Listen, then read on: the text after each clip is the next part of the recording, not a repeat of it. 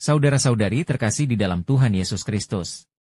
Shalom, salam sejahtera dan berkah dalam.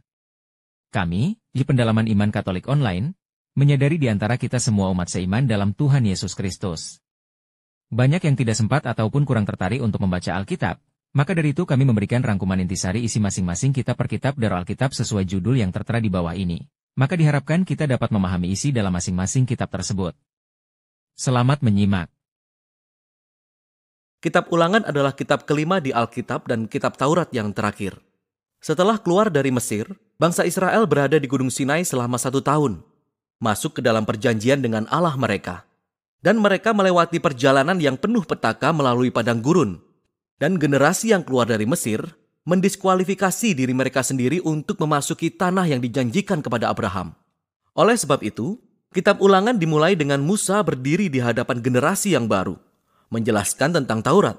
Dan dari sinilah maksud dan tujuan kitab ini disingkapkan. Kitab Ulangan adalah serangkaian pidato Musa, di mana dia memanggil generasi Israel selanjutnya untuk setia kepada perjanjian dengan Allah mereka. Di tengah kitab ini terdapat kumpulan hukum-hukum yang merupakan syarat-syarat perjanjian antara Allah dan Israel. Beberapa hukum adalah baru, tetapi lebih banyak yang diulang dari hukum-hukum yang diberikan sebelumnya di Gunung Sinai. Dan dari situlah sebenarnya nama kitab ini diambil. Dari kata Yunani, Deuteronomion, yang berarti hukum kedua. Adapun hukum-hukum ini diapit oleh 2 bagian luar dari pidato Musa. Masing-masing dibagi lagi menjadi 2 bagian. Mari kita gali lebih lanjut dan akan kita lihat bagaimana semua hal ini berjalan. Jadi pertama-tama Musa merangkum kisah yang sudah terjadi selama ini. Dan dia menyoroti betapa memberontaknya generasi sebelumnya yang bertolak belakang dengan kemurahan dan penyediaan Allah yang konstan selama di padang gurun. Dan memang Allah mengadili mereka. Ya, namun dia tidak mengabaikan janji-janji perjanjiannya. Setelah ini muncul rangkaian khotbah yang penuh perasaan, di mana Musa menyerukan generasi yang baru ini untuk lebih setia dari orang tua mereka terhadap perjanjian dengan Allah. Dia mengingatkan mereka akan 10 perintah Allah, dan inti dari bagian ini adalah baris yang terkenal yang disebut Shema. Musa berkata, "Dengarlah hai orang Israel, Tuhan itu Allah kita, Tuhan itu Esa. Kasihilah Tuhan Allahmu dengan segenap hatimu, dan dengan segenap jiwamu, dan dengan segenap kekuatanmu." Ini menjadi doa sehari-hari orang Yahudi yang sangat penting. Dan ini mencakup keseluruhan tema kitab ini.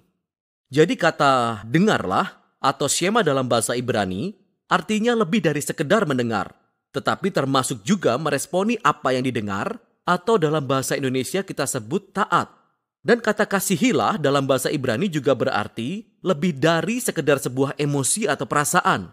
Ini adalah sebuah keputusan dari pengabdian sepenuh hati kepada Allah yang melibatkan kehendak, emosi, pikiran, dan hati kita. Bagi bangsa Israel, ketaatan dan pengabdian mereka kepada Tuhan menjadi suatu tujuan yang lebih besar lagi. Ketaatan kepada hukum-hukum akan menjadikan Israel sebuah bangsa yang istimewa di antara bangsa-bangsa, seperti yang dikatakan Tuhan di Gunung Sinai. Mereka akan menjadi kerajaan para imam, dan sekarang Musa menyampaikan caranya. Israel mendapatkan kesempatan itu dengan mengikuti hukum-hukum, untuk menunjukkan hikmat dan keadilan Tuhan kepada seluruh dunia. Makna inti Shema lainnya adalah bahwa Israel dipanggil untuk taat dan mengabdi hanya kepada Tuhan. Atau secara harfiah dalam bahasa Ibrani yaitu, Tuhan adalah Esa. Makna sesuai konteksnya adalah bahwa Tuhanlah satu-satunya Allah yang Israel harus sembah dan taati. Israel hendak memasuki tanah Kanaan, tempat di mana orang-orang menyembah berhala yang melambangkan semua aspek berbeda dari ciptaan. Matahari, cuaca, atau seks, dan perang. Dan menurut Musa, menyembah para ilah ini merendahkan manusia dan menghancurkan masyarakat. Akan tetapi, menyembah Allah Israel yang adalah pencipta dan penebus akan menuntun kita kepada hidup dan berkat. Jadi kita sampai pada kumpulan besar hukum-hukum di pertengahan kitab ini, dan kurang lebih hukum-hukum itu diatur berdasarkan topik. Bagian pembukaannya adalah mengenai penyembahan bangsa Israel kepada Allah mereka.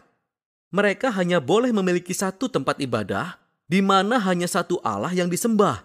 Dan juga Allah harus disembah melalui kepedulian Israel kepada orang miskin di antara mereka.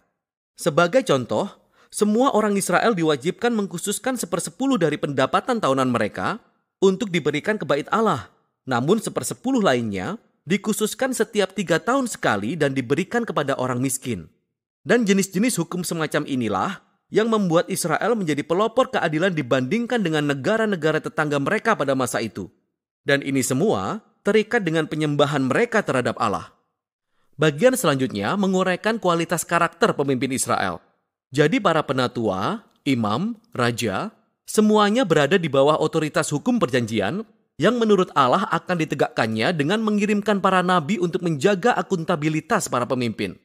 Ini berbeda dengan para tetangga Israel, di mana para raja dianggap sebagai Tuhan dan hukum di dalam dan dari diri mereka sendiri. Para pemimpin Israel berada di bawah hukum dan para nabi. Selanjutnya adalah sebuah bagian besar berisi hukum-hukum tentang kehidupan bermasyarakat bangsa Israel, yakni peraturan mengenai pernikahan, keluarga, bisnis, dan juga tentang keadilan sosial. Mengenai sistem hukum mereka dan bagaimana itu harus melindungi para janda, anak yatim, dan imigran. Dan kemudian, semua ini ditutup dengan peraturan-peraturan tentang penyembahan. Berikut ini beberapa tips untuk membaca semua hukum ini. Ingat, pertama-tama, semuanya merupakan syarat-syarat perjanjian Sinai yang diberikan khususnya untuk bangsa Israel zaman itu, yang hidup pada budaya yang sangat berbeda dengan budaya kita. Sehingga yang kedua, tidak ada gunanya membandingkan hukum-hukum ini dengan hukum-hukum modern dari budaya yang sangat berbeda. Sebaliknya, hukum-hukum ini diberikan untuk mengkhususkan Israel, sehingga kita perlu membandingkan hukum-hukum ini dengan hukum-hukum para tetangga Israel, seperti di Asyur atau Babel. Dan ketika kita melakukan hal ini, maka mendadak hukum-hukum yang sepertinya keras atau aneh menjadi jauh lebih jelas.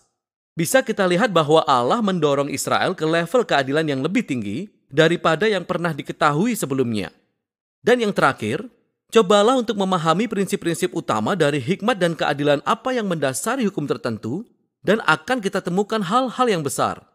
Jadi ini ada tugas tambahan. Lihatlah bagaimana Rasul Paulus melakukan persis hal ini dalam suratnya yang pertama ke Jemaat Korintus, pasal 9 ayat 9. Dan dia mengutip satu hukum dari kitab Ulangan, pasal 25 ayat 4. Ini sungguh menarik. Nah, kembali lagi ke Musa. Setelah dia menyampaikan seluruh hukum, dia memberikan tantangan terakhir bahwa bangsa Israel harus mendengarkan dan mengasihi Allah mereka. Pertama-tama, dia memberikan peringatan dan ultimatum. Jika Israel mendengarkan dan menaati Allah mereka, semuanya akan berjalan dengan luar biasa, banyak berkat ilahi. Namun jika mereka tidak mendengarkan dan memberontak, kelaparan, wabah, kehancuran, dan akhirnya pengasingan dari tanah yang mereka diami. Dan kemudian, Musa memaksa mereka mengambil keputusan. Katanya, aku menghadapkan kepadamu pada hari ini, kehidupan atau kematian, berkat atau kutuk, keberuntungan atau kecelakaan. Jadi pilihlah kehidupan dengan mengasihi Tuhan Allahmu dan mendengarkan perintahnya. Akan tetapi kemudian Musa berkata, aku tahu bahwa sesudah aku mati, engkau akan memberontak dan berpaling dari Allah dan berakhir di pembuangan. Ini menurunkan semangat. Namun sekali lagi, ia telah bersama-sama dengan orang-orang ini selama puluhan tahun. Dan jelas bahwa pengharapannya tidak terlalu tinggi. Tapi semua tidaklah hilang. Musa mengatakan bahwa suatu hari ketika Israel berada di tempat pembuangan, kapan saja, Musa berkata bahwa mereka dapat berbalik kepada Allah mereka yang akan, ia menyebutnya menyunat hatimu, sehingga engkau mengasihi Tuhan Allahmu dengan segenap hati dan jiwamu dan hidup. Nah, ini merupakan metafora yang jelas yang menunjukkan bahwa ada sesuatu yang secara fundamental salah dengan hati orang Israel, yakni keras kepala dan sulit ditegur. Dan sama salahnya dengan hati seluruh umat manusia. Ini kembali lagi pada pemberontakan di Taman Eden. Manusia mengambil alih otonomi dari Tuhan. Mereka ingin menentukan yang baik dan jahat untuk diri mereka sendiri. Dan sebagai hasilnya, mereka telah menghancurkan dunia ciptaan Allah yang baik. Namun pada suatu hari nanti, kata Musa, Tuhan akan melakukan sesuatu untuk mengubahkan hati umatnya, sehingga mereka dapat sungguh-sungguh mendengarkan dan mengasihi Allah dari hati. Dan dituntun kembali kepada hidup sejati. Dan ini merupakan janji yang kemudian diangkat oleh para nabi di Alkitab, Yeremia dan Yehezkiel, pengharapan untuk hati yang baru. Lalu Musa mengakhiri pidatonya dengan sebuah puisi peringatan, lalu berkat, dan kemudian dia pergi ke atas gunung dan mati di sana. Demikianlah kitab Taurat berakhir. Semua ketegangan alur utama dari kisah Alkitab sudah pada tempatnya. Namun yang tersisa benar-benar belum terpecahkan. Jadi, kapankah keturunan si perempuan akan datang dan mengalahkan kejahatan? Atau bagaimana Allah akan menyelamatkan seluruh dunia dan memberkati bangsa-bangsa melalui keluarga ini? Dan bagaimana kekudusan Allah didamaikan dengan umat yang terus-menerus memberontak? Dan bagaimana Allah akan mengubahkan hati umatnya? Kita hanya perlu terus membaca untuk menemukan jawabannya. Namun untuk sekarang, itulah isi kitab Ulangan.